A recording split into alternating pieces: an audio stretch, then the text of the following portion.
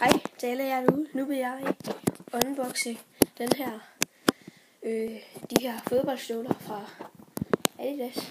Det er, hvad er det nu det hedder? Adidas Predator. Inden sådan ting.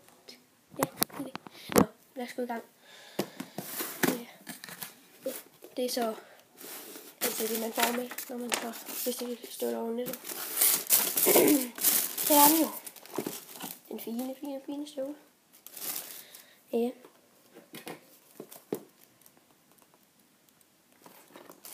Ja, det er den støvle, jeg har købt.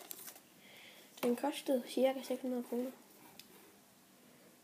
Det er rigtig fedt, synes jeg. Jeg kan rigtig godt lide dem.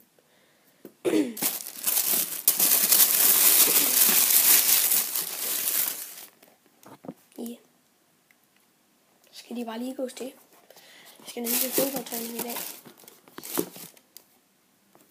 Og i næste uge skal det på fodboldskole. Så ja, det er rigtig fedt, de kom i dag.